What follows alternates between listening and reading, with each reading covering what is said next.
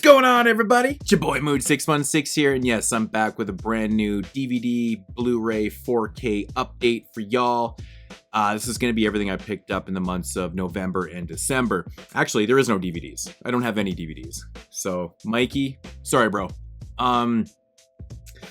Yeah, so I didn't pick up a whole lot. I have a huge chunk of this update is going to be like Vinegar Syndrome stuff because it was like the Black Friday stuff and there was all the sales and then everything just kind of added up and it's just a whole fucking whack load of Vinegar Syndrome and partner label stuff. But I got some really cool box sets. I picked up some other stuff. So me and the wife didn't do Christmas this year presents per se because we actually traveled to a family reunion up in Banff. So we didn't want to take everything, so we just kind of did stockings, and she got me a couple bits and pieces. But yeah, I don't really have like a big shirt haul this year, records and all that type of shit, but I'm cool with that. But yeah, anyways, without further ado, update time. Yeah, so it is January 2nd. Can't believe I'm actually getting this out this early, but you know, it's Friday. I got off work early today, well, because I was done early. Yeah, so I just thought might as well fucking do this. So Chars. All right, man, starting with a couple standards. Let me get into the boutique label stuff. And yeah, you know how we do it. All right, let's do it. All right, so first up here is The Apology. This was released on Shudder a couple years back, I believe. RLJ put this out. It's a Christmas film. I really like this movie. It takes place, I think, right on Christmas Eve. It's basically about, it's kind of like if you haven't seen this movie, it's kind of hard really to talk. We don't really want to give too much about, but it's basically about this woman who's at home and then her, like, is it like her estranged brother-in-law? Or her estranged ex-brother-in-law shows up and things start getting revealed and it kind of leads to, you know, bigger things. And it's pretty cool, man. It's actually a really fun film. I really enjoyed this one. I didn't really hear a lot of people talk about this when it came out, but it's got a pretty good Christmas aesthetic, and yeah, it's interesting. It's interesting. I liked it. So I thought I'd pick up that. Every year I try to pick up some to add to the ever-growing Christmas collection that's ridiculous.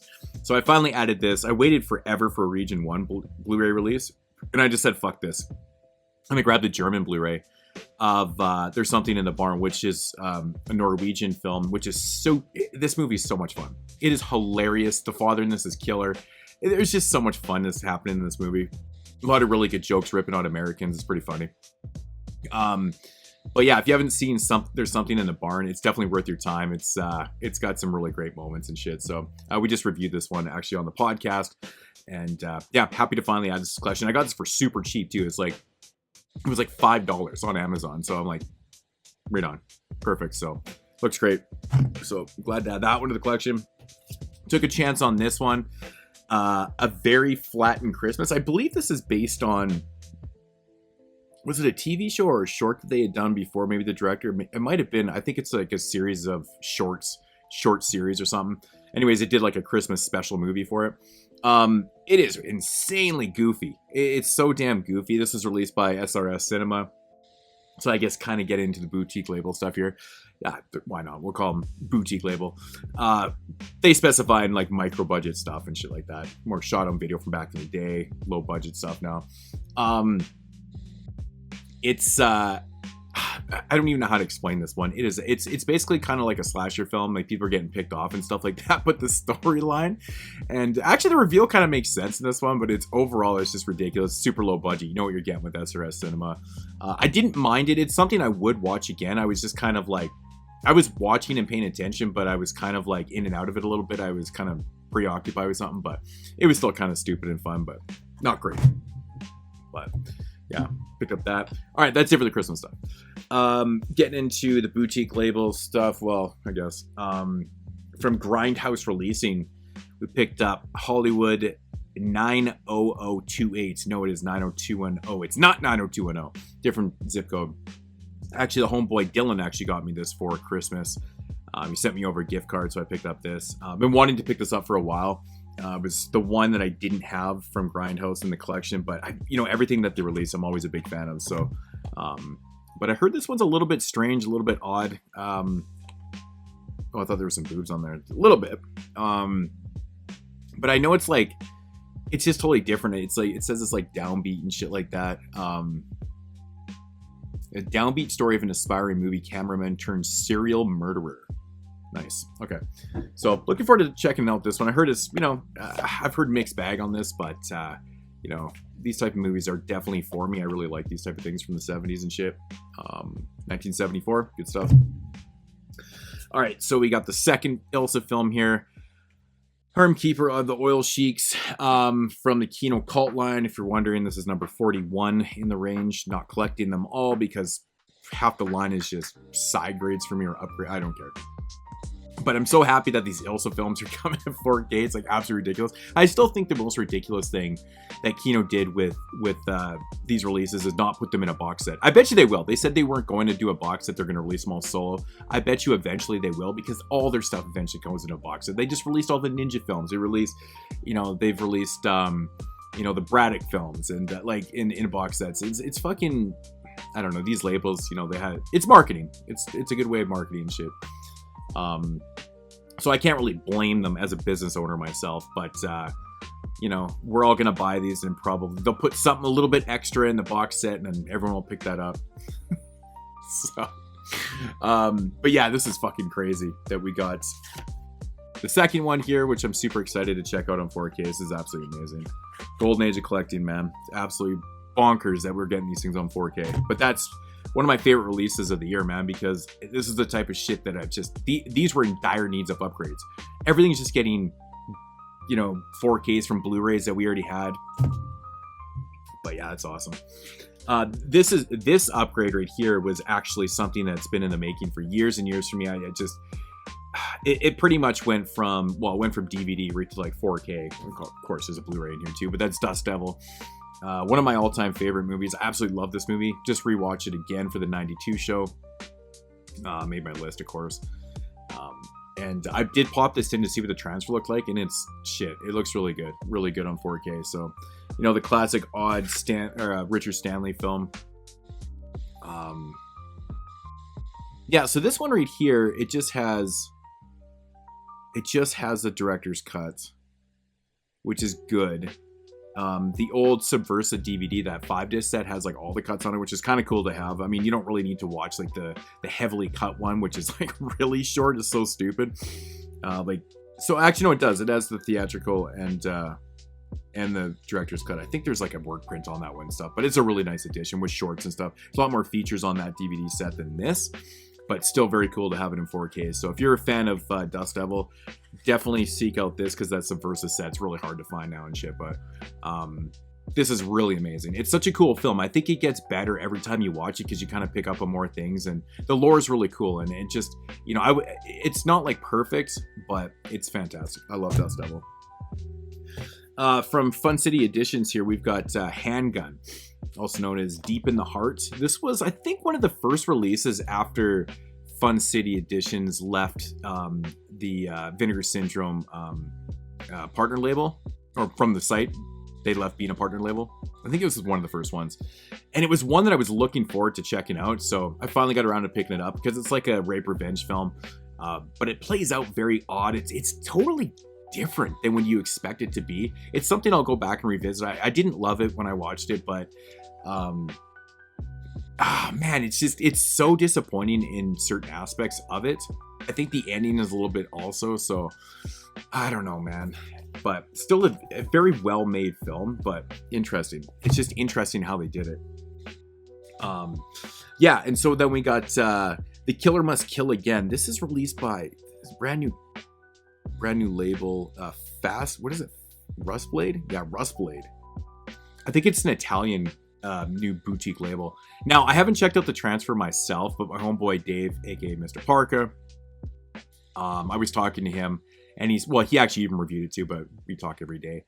And he was telling me, he's like, dude, the transfer is really bad. It's like super, it's like, it's almost like they AI'd it or something, but it's so just clear, and it's just, it just looks fake. It's glossy, and it just doesn't look real. It doesn't have any like, natural grain to it and stuff. And I'm just like, damn, dude, that's crazy. Yeah, that's kind of a shame, because this is a pretty cool one. It's not like the greatest giallo in the world, but it's fun. But yeah, he just said that the trailer was really bad on this. I had it on pre-order, and I just kind of forgot about it. And anyways, it shipped one day, and I was like, oh yeah, shit, I should pop this in to see what it looks like. But a real glossy, I wonder if it's as bad as like that old Predator Blu-ray that came out, where the thing was just completely glossed over, and you're like, why does it look like this? It looks like it's all waxy and glossy and shit. It's weird. But yeah, that's really interesting to do that for a film like this. So kind of a shame, but still, I didn't actually own a copy of it. I think I'd missed the old Mondo DVD that came out years ago. Next up here, from some of these are going to be sealed because like I have not been able to watch a lot of these. Been busy. This one right here is from 2004, and it's called Primer. Now, so we're doing, or from 2000, did I say 2004? 2005. It says 2004. 2005 prep that we're doing right now. Or 2004 prep. Yeah, I heard this one's like really interesting. It's like a time travel type sci-fi kind of horror thing or whatever. I've heard it's pretty good. And I was amazed that Arrow Films actually put this out. So got this for quite cheap. So needed it for prep, and the homeboy Tyler said, it's really worth your time. It's really good. So check out. Glad to have that one in the collection. I upgraded Blood and Black Lace because I'm a huge Mario Bava fan. I'm a huge fan of this movie. I didn't go for the big chunky edition. I just kind of waited to get it on a sale. I'm fine with that. But classic material, one of my all-time favorite films. Dude, every time I watch this film, man, I actually really looking forward to. I've never seen it in 4K, so I'm really looking forward to checking out the color scheme, color palette in this. It's gonna probably really pop because it's kind of like the first film back in like 1964 was a crazy time because you got people that are still making black and white films and kind of lower budget films. Like there's grades all over the type of place. And you got Mario Bava here, who comes in with this totally new way of like lighting your films and stuff like that, which kind of became, the inspiration for a lot of directors like, Argento and other people that light their films like this, take the inspiration straight from this film. But to do it in 1964 is so early, it's so ahead of its time. But yeah, I can't wait to see, because even the Blu-ray really pops. The 4K's got to look really great. So, the Blood and Black Lace, classic. You all know that shit. I would say more or less upgraded this. These were sale items I picked up on the Arrow sale. I picked up Satan's Blade because I have the old, the Olive, I think it might have been the Slasher Collection one. I think they put up on there, whatever, I can't remember. But it's like totally in the wrong aspect ratio. And again, this was like super cheap on the sale, and I couldn't really find a whole lot to grab because I either have it all or just don't want it. So I've grabbed this one for, it's been in my cart forever, and I was like, fuck it, I'll just grab Satan's Blade. It's not like the greatest, but it's worth having another copy of it, I guess. All right. From Show Factory, not a horror film, but an anime called Tokyo Godfather. It's actually a Christmas film. I've been wanting to see this movie for years, and I finally got around to finding a really good price on Tokyo Godfathers. And I didn't even know that Show Factory put this out. When I picked it up, and I was like, oh shit, it's Show Factory. So that's pretty cool, man. I've heard really good things about this. And yeah, looking forward to checking out Tokyo Godfathers if you're into anime shit. So my slipcover's kind of fucked up on there, but who cares? Next up, getting into the Vinegar Syndrome stuff here. Let's start out with the Vinegar Syndrome sublabels. So brand new sublabel called, what is the name of this? Reviver. So Vinegar Syndrome, I think, has like 10 or 11. I think they just dropped a new one today. It's like all of their it's a line dedicated to TV films, which is really cool. The first release was what the fuck was it? I can't even remember what it was actually. I think it was Are You Afraid of the Dark? Was it Are You Afraid of the Dark? No, I can't remember. Anyways, yeah, so this Reviver label is basically about films that like never had a release. So it's kind of cool. So there's like really not much known about all these type of films and shit like that. So I'm very curious to check out what's actually on here. I know Vinegar Syndrome has released a lot of really obscure stuff. They've done stuff like this before where it's never seen the light, but really curious to see. It's kind of interesting how they did it too, because the back has everything kind of blocked out and stuff. There's a couple shorts on here, a couple full-length films and stuff like that. So yeah, it looks really interesting. It could be hit and miss, but I think it's kind of a cool idea for a line to have a whole line of just things that have never seen the light of day, and they just happen to have a bunch of this shit because they have a film stock that's absolutely insane. But yeah, so pretty cool stuff. Looking forward to checking that out right there. From their other sub-label, the Mescaline line, we've got Fireworks Woman. This is actually a porno movie. I honestly never buy porno movies, but I picked this one up because this is the porno that Wes Craven directed. He did this between Last House on the Left and I believe The Hills Have Eyes, for a paycheck pretty much. And I've heard it, like, Tony actually reviewed this on the Sin Bin podcast recently, and he said it was really good. Actually, everyone had seen it but me, and that's what made me pick it up. And I was like, you know what? It's a Wes Craven film. I got to check it out. And he's like, it's actually pretty good. You know, there's some good stuff. There's actually some people in here I recognize, like Jamie Gillis is in here, so that's kind of cool. But yeah, I heard it's pretty interesting. Like, it has a lot of different things going on in it. So that's all I'll say. But yeah, Fireworks Woman, starring Sarah Nicholson. Cool. Can actually even show everything too. Like, you wouldn't even know it was a porno. But yeah, cool. I have to watch that one with the kids someday. No. All right, so getting into the pinky line, we've got the I can never say this guy's name properly. Hisasu Sadu. I can never fucking pronounce the guy's name right. So this is volume 2. Which is really cool because I never got a chance to check out Love Zero Equals Infinity. So it's a film from 1994 that I know Dave, Mr. Parker, he watched. I think it actually made his 1994 list, if I'm not mistaken. I think it did, actually. I never got a chance to see it because I couldn't find it at the time. And so that's pretty cool. So there's only 2 on this. On the first volume, there was 3 films. There's 2 on this one. The other film is An Aura on Gazes, also known as The Bedroom, also from 1992, which is really interesting because we did that year also.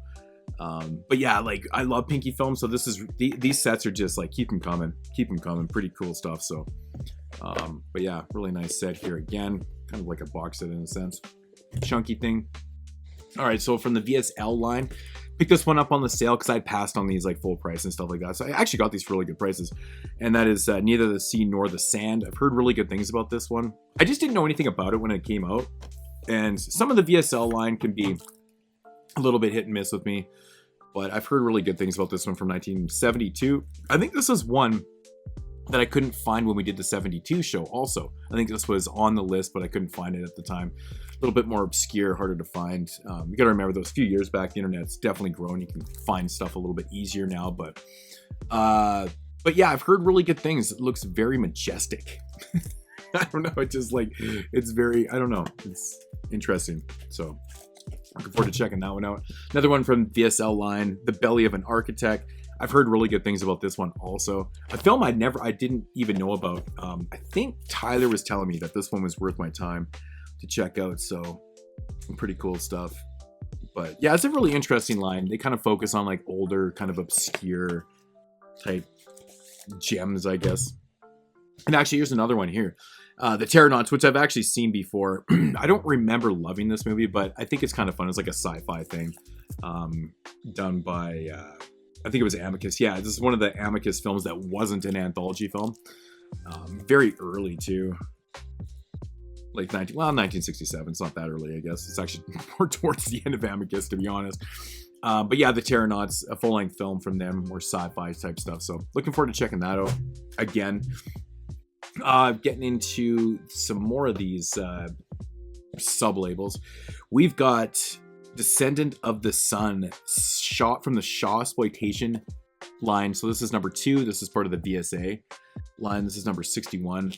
Yeah, this is like my favorite line that Vinegar Syndrome does. Like, the VSA line is just gold. It's really interesting that they're doing like Shaw Brothers stuff on the line, because they've done so many films that kind of focus like on the 90s action, and they did a lot of movies like that. And it's interesting that this isn't just its own line, but you know, I think it still fits in. They've done some Hong Kong stuff on this line and stuff, so.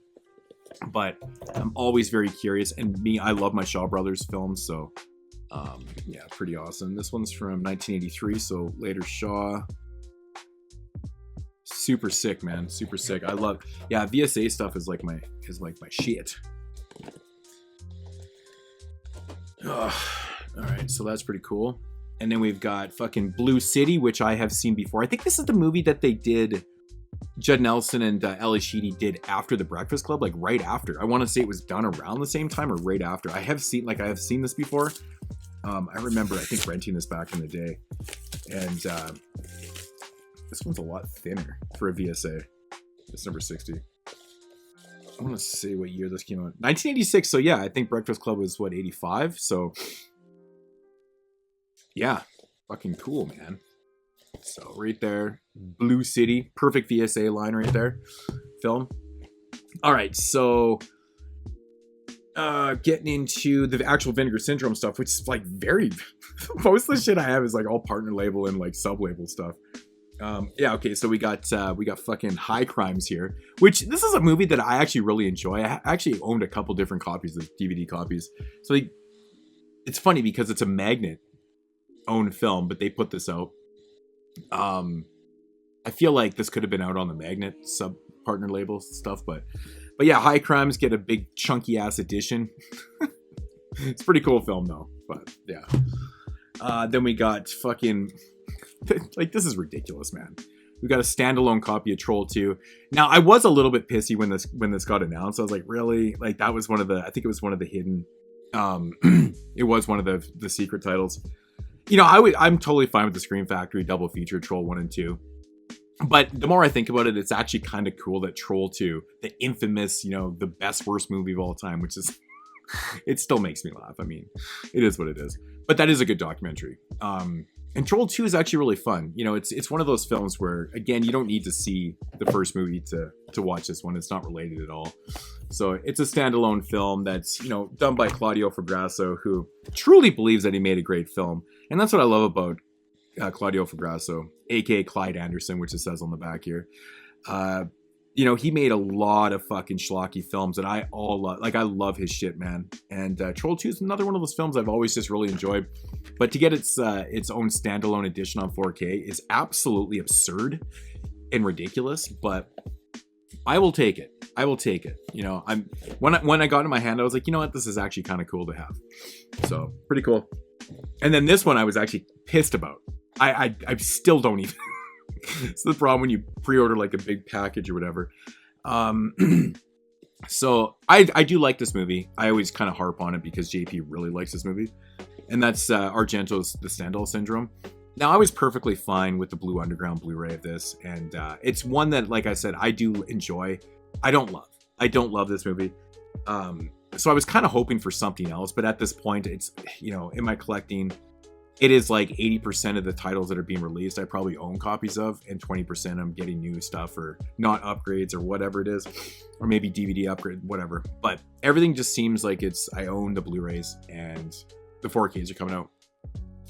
I know it's a first world problem, but you know, it's still, I really like to see the more obscure things being released. I guess they can't always do it, but I mean, at the end of the day, I'm not going to sit here and complain that almost all of Argento's films are on 4K. Now, it's not really something to cry about. It's pretty cool.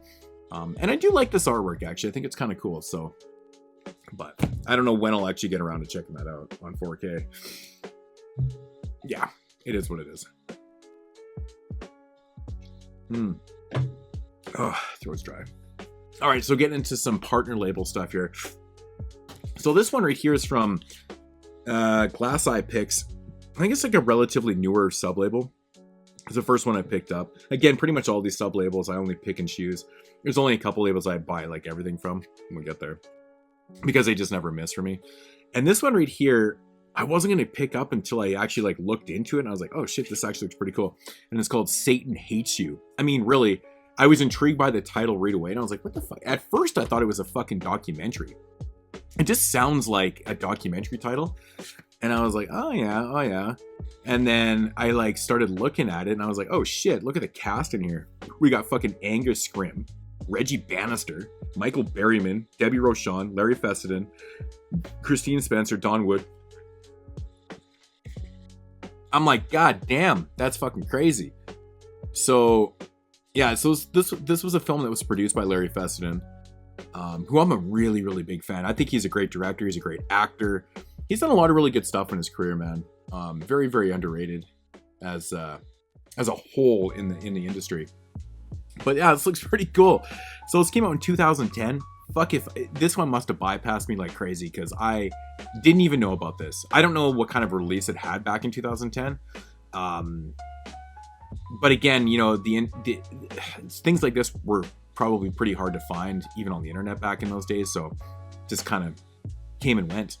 But Satan Hates You, I don't know, man. That just seems like something I would review on the 31 days. Maybe I'll keep it for them next year. The Advent Calendar, which this was another film that that was on Shudder, is actually released on the Shudder Blu-ray line. The Advent Calendar. So I have seen this before. It's funny because I couldn't remember it. I had to check my letterbox. I'm like, oh, I have seen it. I rated it. I don't remember it much, man. It's crazy. I must have watched it late night drinking or something. I don't know. But yeah, anyways, this is going to be the feature review on the next Simbin podcast. So this will be the feature for that. I'm looking forward to rewatching because once I read the back, I was like, okay, I remember some things from this. So, and I did rate it pretty decent. So I must have liked it. It's weird how some things just come and go from your mind. Like, it doesn't happen very often with shit like that, but that's crazy. Yeah, so this one right here from Bleeding Skull. Bleeding Skull is one of the labels that I try to buy everything from because they just never miss for me. And this one is called Fujijaki.movie. Like, I literally, when I was like, what the fuck is this? So this is like a very obscure I think like Japanese like found footage movie that came out I think in the early 2010s or something. Sorry, I usually don't open up things on camera, but I just haven't gotten around to doing this. And since 2000, oh no, that's not the year. This one came out in 2016, so I guess this one like never had a release over here. So it's known over in Japan. Yeah, it says never released outside of Japan. So I knew I was on the right track. Never released outside of Japan. So like we've never, like it's the first time we're seeing it over here. Unless someone had a bootleg. But yeah, I think it's found, is it found footage? I'm not even 100% sure. The first J-horror featured to be filmed entirely on an iPhone. So it doesn't say if it's, oh, it is found footage. Experience for a true discovery of found footage archaeologists. So this is really interesting. I'm really curious on checking this out. Yeah, like this is pretty wild, man. Like great release from Bleeding Skull. Man, they've been knocking it out of the park. Like everything they've released has been super on point. Like tons of fucking like great features, and so pretty cool, man. Really looking forward to checking this out. Another film I might end up doing. 31 days. Shit like that's just cool to do. IFC. I haven't really picked up too many of the IFC releases, man. This is like number 20. I think this might even be the first one, maybe one or two. They just have not been picking and choosing the ones that I want to see released.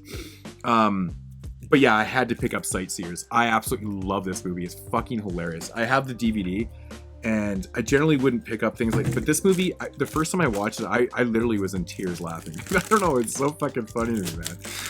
And I feel like this is one of those films that I feel like a lot of people haven't seen, because I was asking people about it, and I'm like, you guys not seen Sightseers? Like, no. I'm like, really? It's Ben Wheatley film. Like, I don't know, man. This shit is funny as hell to me. Funny as hell. Like, everything about this one just hits. Let me know your thoughts on Sightseers. I think it's brilliant, man. It's funny as hell. So, glad to have an upgrade of Sightseers. That's pretty cool. I picked up from Adult Swim. Is that the fucking... oh, it's Dentalog. Or Dentalog. Yeah, I think that's the company. It's yeah, with the big D on the side. So I picked up the Christmas film Yule Log. I'd missed this one when it came out, I think last year or the year before or whatever. I didn't even, I don't know. I just bypassed on the website or whatever. And then JP is like, you know, it's a Christmas film. I'm like, yeah, I guess so. It's Yule Log. Of course it is. So he said it's actually pretty good. It says one of 2022's best horror films from Slash Film. Sure. Yeah, so this one looks pretty... I didn't get it... I actually did pop this in the other night into the Blu-ray player. Got sidetracked, ended up watching something else on my laptop. And yeah, I never got it. And I can't do it because it's like past Christmas. I'm one of those weirdos that can't watch Christmas films. Or watch Christmas films out of the season. I don't know. Let me know if you guys are one of those weirdos too.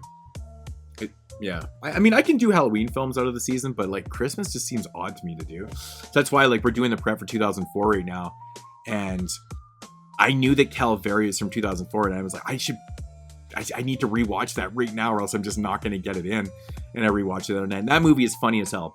People think it's not a comedy; it's a fucking comedy. Like, it is funny as hell, man. it's a horror film, but it's funny as hell. Next up here from, I think this is Film Movement Classics, from the Film Movement Classics line. And yeah, this is one that it was a perfect title because I buy like none of these film classics. I bought like a couple. And I've been wanting to see Boiling Point forever because Violent Cop is fucking awesome. And so this is a great double feature here of Boiling Point, or Violent Cop and Boiling Point. Yeah, so this was a nice little sale item with Takashi Kitano. Dude's so dope. Dude is so dope. I can't even believe, because he was a comedian, right? And then he did all these type of movies. It's crazy, dude. You would never know. From the outside looking in, you're like, what? That's crazy. But yeah, pretty cool shit, man. So very excited to have these right here. Awesome release. This one right here is from Film Movement. This is just from the Film Movement because there's two different partner labels, Film Movement, and then there's Film Movement Classics. So apparently this isn't a classic movie. I didn't really know much about it, and it says it's from 2004. Actually, yeah, it is from 2004, and it's called Hotel, and I heard this one's actually pretty fucking good. So big ups to whoever let me know about this one, because I remember seeing this on the site. I had no idea what it was. In my lazy ass, I'm like, I'm not clicking on every damn thing and reading all the descriptions. Hotel could have been a fucking melodrama. It could have been a horror film. It could have been anything, right? But it turns out it actually is a horror film. 2004 Austrian/Germany production, runs 77 minutes. Yeah, this one looks pretty cool. Pretty cool. Oh, fuck me. So this is from Dark Star, and it's called Gnome 6, 7 Slays Till Mithras. Holy flying fuck. This movie is fucking terrible. Man, I'm a sucker. You guys know, like, I buy tons of Christmas films, and it's just one of the things I will continue to do. Like, I must have over 150 different horror films now. Like, legitimately. This is why having these type of weird collecting habits can be so detrimental to your health. This thing is so fucking bad. I laughed my ass off, though, when the gnomes show up, and they're full on, like, CG'd. And it just looks so bad on the screen. I'm just like, what the fuck am I watching? And the narrative in this is so fucking crazy. The narrative is actually kind of crazy. Like, if this had a higher budget and they didn't do the gnomes all CG and stuff like that, this could have actually been a pretty decent movie, because the whole idea of what's going on here is ridiculous. It's stupid fucking ridiculous. Kind of creative, but it's just done so poor. Like, I can't even stop, like, laughing at, like, how bad the gnomes look. It's so stupid. It looks like you're watching a really shitty video game from, like, the 8-bit days. I don't know, man. It's hard to explain. It's fucking terrible. You guys can see this. Like, oh, it just doesn't do it justice, man. It really doesn't. Oh, my God. It actually looks not bad on the back. No, it doesn't. It looks pretty shitty. But, fuck, man. Like, this was horrible. I would actually watch this again with a gang of friends, because this shit is so bad. It'd be pretty funny to throw and drink some beers. Speaking of more Christmas shit, Carnage for Christmas. This is one I actually missed, I think, last year when it came out. And finally got around to picking it up. And I thought it was actually pretty good. I didn't mind this film. I know a lot of people didn't really like it. And it actually comes with a bonus flick called Satanic Panic. Satanic, because the director is obviously trans. I didn't even know anything about the filmmaker or the company and all that type of stuff. And the lead in Carnage for Christmas, I'm like, it's like a podcaster and stuff, does true crime and shit. And I'm like, and then I'm reading the credits as they're rolling, and it's like something to do with trans and stuff. I was like, oh, that person is trans. So I had no idea. I just went into the so blank, but I actually really enjoyed it. And actually, the girl guy, I'm sorry, I'm bad with that stuff, but the lead actor in the film, they do a really good job. Yeah, I think it's Lola. Yeah, really good. I thought they were really good. So, Christmas or Carnage for Christmas, cool artwork, man. Really like that. I enjoyed it, man. I enjoyed it. But yeah, so Satanic Panic. Come on, that's kind of clever. All right, so moving into some Agfa stuff. This is what, number fucking 70? My God. Escape to Movie Orgy. Oh my god, I can't stop with the fucking Agfa shit, dude. Some of these things are so fucking entertaining to watch. It's just like ridiculous. They're just crazy. The mind-boggling, never to be forgotten or believed escape to movie orgy is a colossal piece of nostalgia for movie and television. Loves, which will be shown at 8 p.m. It's like the movie orgy could approximately be called a 2001 Splice Odyssey. Why does it say Splice? Splice Odyssey, because it's all jacked. It's all put together. Ha, it's clever. It includes touching glimpses of movie classics. Well, yeah, so it's like another one of these like kind of clip things and like just all put together. It's a big fucking orgy. They put out so many of these things, it's crazy.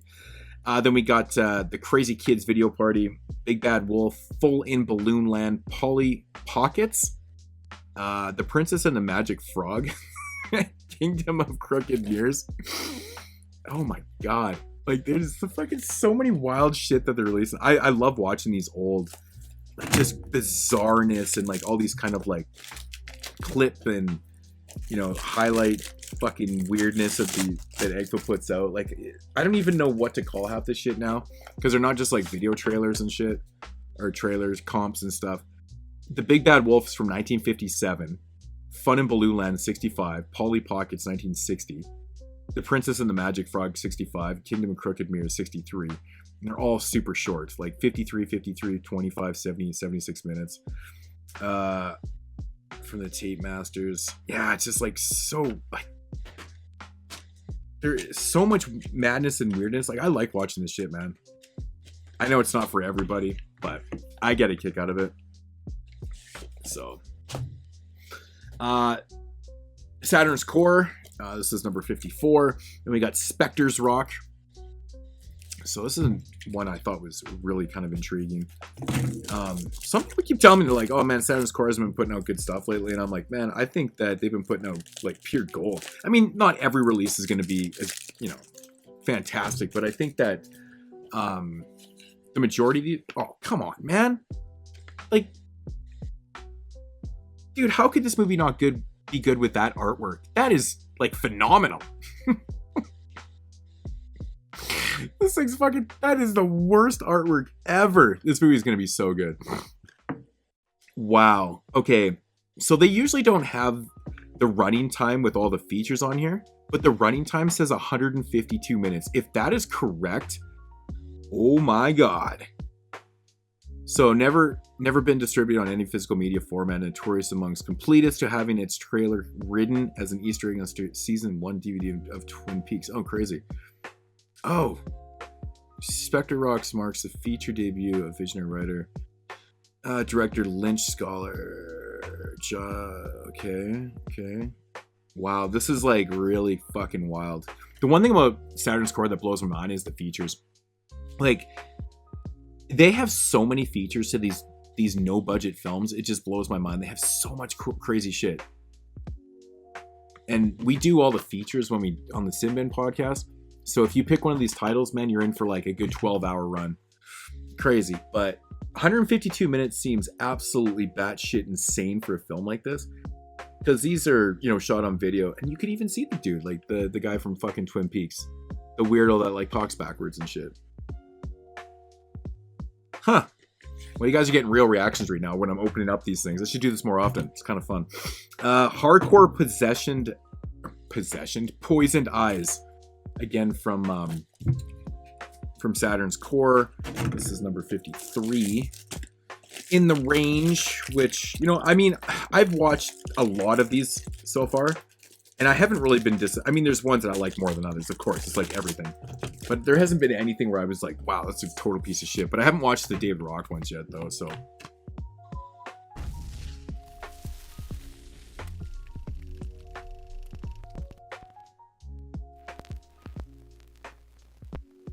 Wow. Sorry about that. Something like totally just happened on my screen. Hardcore Poisoned Eyes. Now, this one has a normal runtime of 89 minutes. So that's pretty cool. Yeah, see, like, it's got a bunch of short films on here. The one thing I don't like about the presentation with Saturn's Core is that they don't put the year in the bottom. I hate that. I always like to know if it's like early 90s, late 80s. I mean, some of these are even like the later 2000s. You transferred from the 2000 director's cut, so it doesn't. I mean, it's probably most likely from the 90s, but yeah. So pretty cool. Pretty cool. I got another huge stack here that's gonna fall over. If you guys are avid watchers of the channel, sometimes that happens. All right, so getting into some VHS shitfest. We got Psychotropic Overload. This is going to be my review actually for Simbin coming up here. We're recording, well, it's Friday, so next Thursday we'll be recording that new show. And this is from, like I said, VHS Shitfest, which again is another label that's been just putting out pure gold. If you're into this type of shit, not everybody is. Fuck, these things are so hard to get off, man. Like, don't do it on camera. It's just like so annoying to watch. Yeah, like these things are so stuck together. Oh, they're like vacuum packed. Actually, this artwork a little bit better. It's fucking awesome. But yeah, this one sounded really crazy, actually. Holy fuck. What are they doing? Gluing these things on here? Runs about 75 minutes. Actually, to be honest, there's not even that many features on this one. But VHS Shitfest does a lot too. There's a making of documentary, which is really cool. It just looks fucking... You can see the stills in there. Come on, man. That thing looks amazing. But I'll let you guys know. Looking forward to checking that one out. I thought the title was cool enough to be like, I want to review that. And then... obviously a parody on... It's funny we just brought up Twin Peaks. But we got Twin Cheeks. Who killed the homecoming king? I have no idea what to expect from this title right here. Like, at first I thought it was like a documentary or something like that. Just being very clever. Unrated, contains strong sexuality, viewer discretion advised. Yeah, look at that artwork. It's even written in the same font. Twin Cheeks, who killed the homecoming king. It's 60 minutes. Shit. So even if it sucks, you're only wasting an hour of your life. But it looks pretty fucking stupid on the back. I'm not gonna lie. Twin Cheeks feels like John Waters picked up a video camera and made Twin Peaks. Homage and sprinkled in a dash of Rainer Werner Fassbender for good measure. What the fuck? Fassbender and John Waters mixed together. Filmed near the same locations David Lynch used, but with the absurdity turned way up. Wow. Okay, now that just sounds...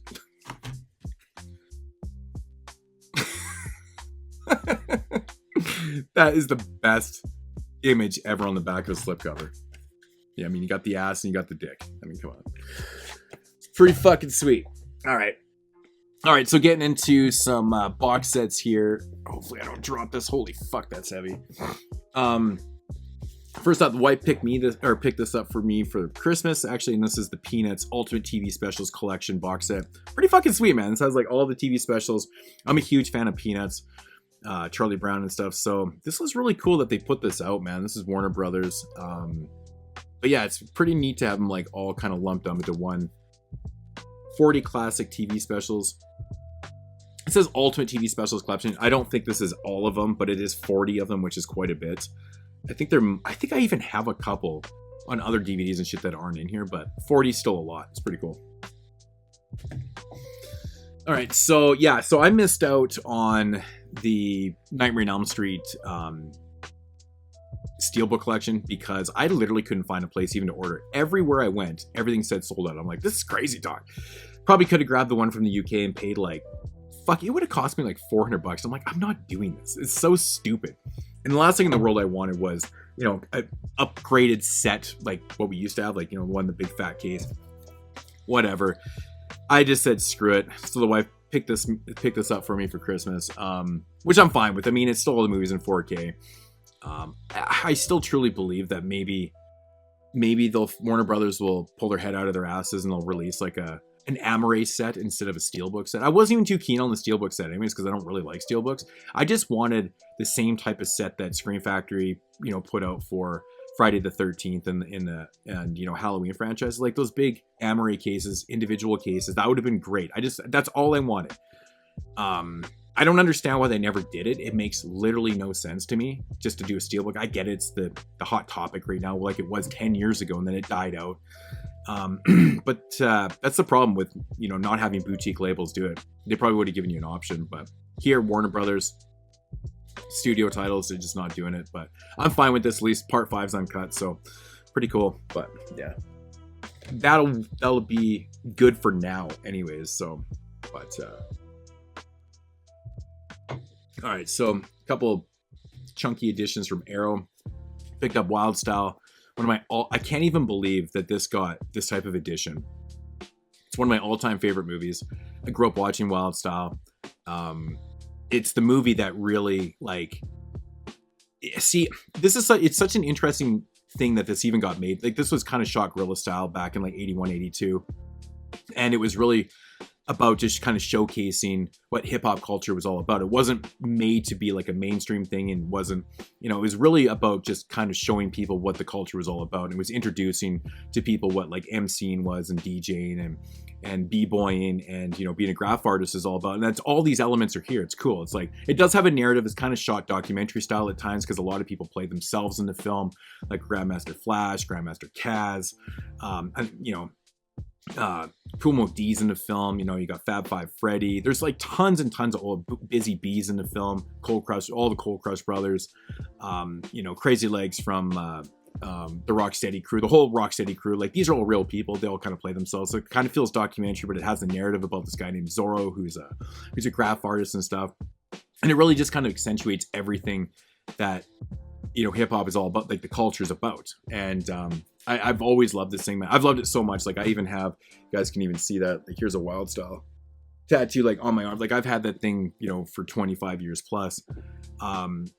Soundtracks, records, everything. I love this shit. But to get this edition is just so wild to me. Like, no pun intended, but I just can't even believe that this came out. Like, I never thought in a million years that Arrow would be doing something like this. I mean, Arrow's been really kind of branching out. They've been putting out a lot of, you know, kind of bigger cult films and big films, but like, I don't know where they saw the market is. I don't know how it sold for them, but when they announced this, I was like, oh, Arrow wins last year for myself. Pretty cool. It's an upgrade. I have like the old 25th anniversary DVD and stuff, and pretty cool. It's awesome because this limited edition does come with the soundtrack, but it's like a different mix from Joe Ron Bombay. Which is fucking dope. He's awesome. And I have the original soundtrack, and I've got the anniversary one. So this is like different mix and shit. So this is really cool to have. Yeah, man, like, this is just amazing to me. Grand Wizard Theodore is in the film too. They don't have him written on the back here, but yeah, it's just, it never fucking ends, man. Fab Five Freddy, so cool, man. One of my favorite things. Transfer looks really good on it too. Another one that Arrow just knocked out the park too with was The House with the Laughing Windows, which is a giallo I absolutely fucking love. I mean, it is, but it is. It's like a, I don't know, man, if you'd call it so much that, but it's basically about like an American that comes to this, comes to Italy to like restore this painting and stuff like that, and some crazy shit happens. It's really good. It's a really good film. It's one I've always really enjoyed. I'm so happy to see an upgrade for this, because I have the old Shameless DVD, and that thing looks super muddy. I like a lot of Shameless's releases were always kind of like, they didn't do a lot of restoration on them. They weren't VHS transfers, but they didn't do a lot with them. So this was just like night and day to see something like this come out. It's like absolutely amazing. I think it's really interesting that they're starting to do slipcovers on these chunky boxes. I like that though. It actually makes it feel like a lot more full. But yeah, to see a 4K of this is just fucking wild. From Pupi Avati. Really, really great film, man. So yeah, this is one of the greatest giallo films. You know, it kind of acts as a giallo and kind of gothic, and kind of has all those elements to it, but it's really fun. Good film. So, well, I don't want to be doing that, but oh yeah, and that was the other thing too I didn't say about Wild Style. It's a 4K. It's a 4. Dude, it went from DVD. I wish I still had my tape. I don't have the VHS tape anymore, but anyways, that's crazy. Went to 4K. Show Factory again. We've got The Killer, Chow Yun Fat. absolutely amazing film from John Woo, one of my all-time favorite Hong Kong films. It's crazy that Hard Boiled and The Killer came out. I know Arrow's putting these out too, but I was like, fuck it, I'm just gonna grab these. I'm totally fine with these. Some people are like, well, the Arrow's got Atmos on it. I'm like, I don't really care, man. I really don't at this point, man. I'm like, I'm fine with these. But yeah, ridiculous. I mean, Shout Factory is killing it right now. Like, their Screamline is completely dead in the water. There's re-releasing all their shit. They haven't been good for years, unless you're into the 4K upgrade game. But all this shit that they're dropping right now is wild. It's really, really crazy. This Hong Kong Cinema Classics line is wild to me, man. Speaking of that, we got Better Tomorrow Trilogy, which is crazy. So fucking crazy that these are all coming out. I've actually never seen the second and third one. I've only ever seen the first one. I love the first one, Chow Yun-fat. It's fucking fantastic. Really, really good film. I think he's actually, is he in the third one too? Yeah, he is. Shit. Oh no, maybe he's not in the third one. He's just in the second one, yeah. So, okay. So here's part 2 and then part 3. So, yeah. Ridiculous, man. Ridiculous. I got so much viewing pleasure ahead of myself here. It's crazy. All right, so next up here, I picked up the complete series of Creepshow, the TV series, or the Shudder series. Now, this box set is actually really nice. Like, I like the feel of it and stuff. What the fuck were they thinking by not putting anything on either side? Like, they put this nice little, you know, the lenticular cover, or lenticular, if you can see that. Yeah, there you go. But it's blank and blank. So if you do have this thing on a shelf, which I guess the idea was to showcase it like this, because it's, you know, it's a TV and it's pretty cool. But why would you not at least put something on the side besides Shudder? What? It's like, do you guys remember, like, the old school heads will remember when the Friday the 13th tin set came out? That was kind of cool. It had like all the films, but it was like a really nice kind of set and shit. I still have it, but there was nothing on the side. So like when you put it in the collection, it just got buried because it was black. And you're just like, where the fuck's that Friday the 13th series, you know, kind of thing. But why would you not put anything on the side? That is crazy talk to me. I think that's insane. So that's kind of like a minor nitpick with it, but I do think it's really cool how they did this though. Like, so they look really nice, like all the individuals. I'm not sure if that, because I actually purposely waited for a box set to come out, so I never bought any of them individually. I knew this was going to happen eventually, so I definitely repackaged discs for sure, which is fine. But yeah, so they put these out in these comic book kind of things for 1 and season 2, and these look really nice. These look really nice, and I'm assuming that they probably look like this on the other editions. Whatever, it is what it is.